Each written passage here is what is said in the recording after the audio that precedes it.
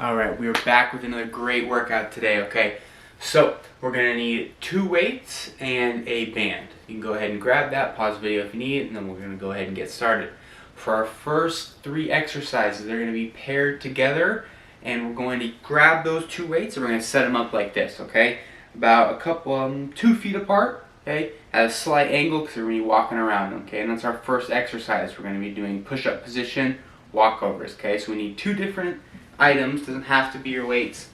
We're going to start all the way out on one side, okay? And all we're going to do is we're going to go hand, hand, hand, hand, okay? So when we go and we move, we're moving this close hand all the way to that opposite side, and then the other one's going to follow. All the way to the opposite side, and it's going to follow. Okay? You're going to go, so if this was our start position, we go all the way through, all the way back. That's 1 rep, okay? And we're going to be doing 5 reps of that. So 5 times down and back, okay? Once we're done with that, we can go ahead and pick up our weights because we're going to move on to our next exercise. For this next one, we're going to come up into this curl position. We're going to pull our elbows back and we're going to maintain this position throughout the movement, okay? So we lock this in and we're going to hold it. Now all we're going to do is we're going to do hip hinge. Okay, so we have 15 hip hinges. We're here, a little bend in the knee. We go hip hinge, and back up. And the whole time you're just locking your back and your arms in place. We're holding as tight as you can. Don't let this come down or up. Don't let your elbows move forward or back. We hold and we have 15 reps. Remember, for the hip hinge, we're not really bending the knees to go down into like the squat position, right? We're here, we're having the knees bent to start, but other than that, I'm just pushing my hips back and bringing my chest forward, okay? My knees aren't bending anymore after that initial bend for the position.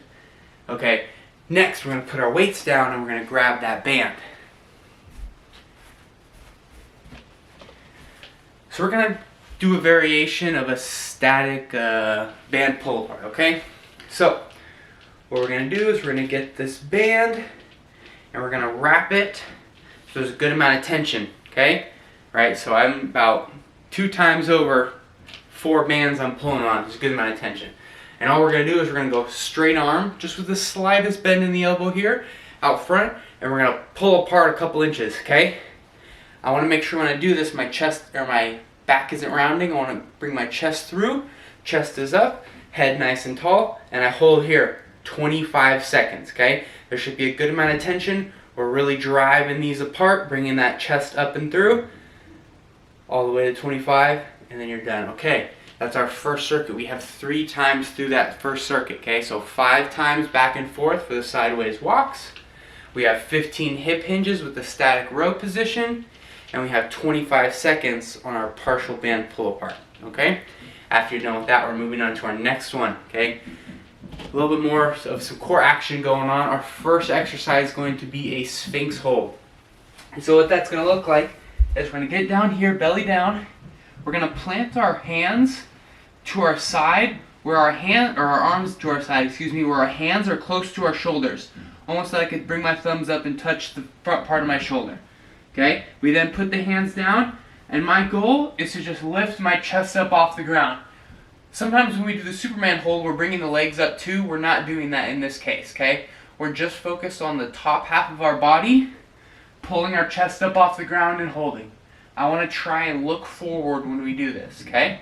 So this is the one time where we're really going to bring that chin up and we're going to look forward, okay?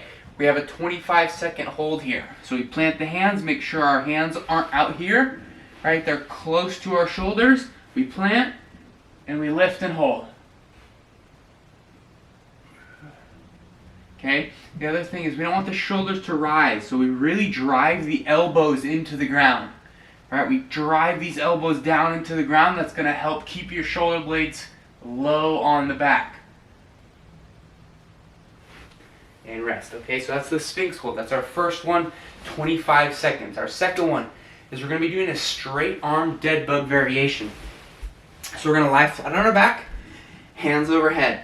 Okay, when we do this, just like when we do a dead bug, we're going to bring one hand and the opposite arm together to touch, and we come back down. To touch, come back down. Okay, and we're just alternating here. One hand in the opposite leg. You're basically reaching to touch your knee. We should not be bringing our legs so high up that it bends when we're touching. Our leg stays straight and our hand almost goes towards our knee at like a 45-degree angle. Straight arm, straight leg, they touch and return. Okay, we have 20 reps, so 10 on each side as we go, okay? And that's our dead bug variation.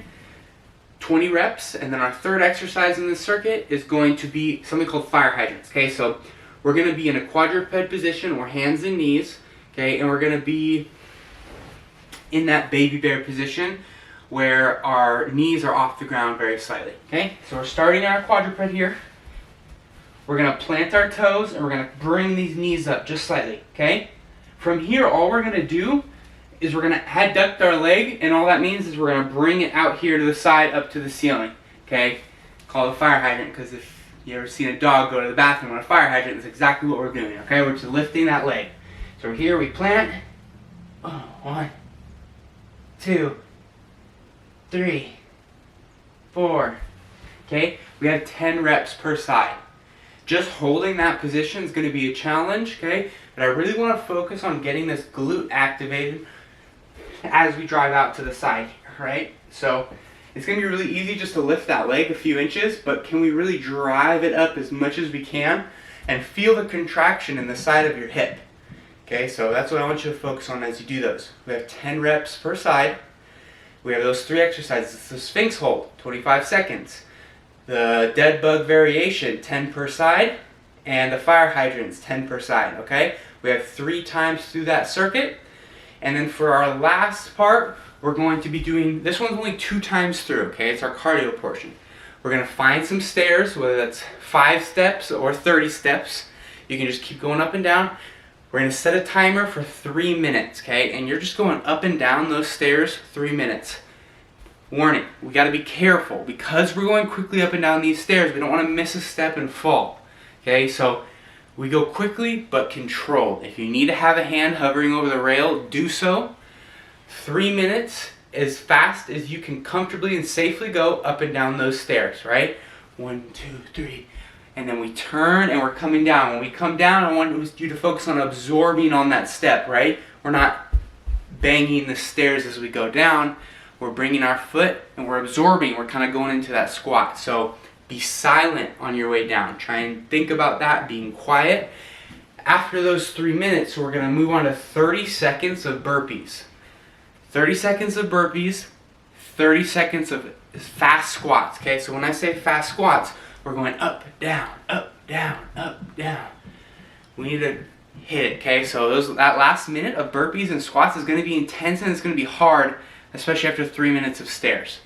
We got to give it our all. We only have 2 times to do that. You can take as much rest as you need to in between. It's 4 minutes of hard work. Rest as long as you need. Another 4 minutes of hard work, and then you are done for the day. Good luck, and we'll see you next time.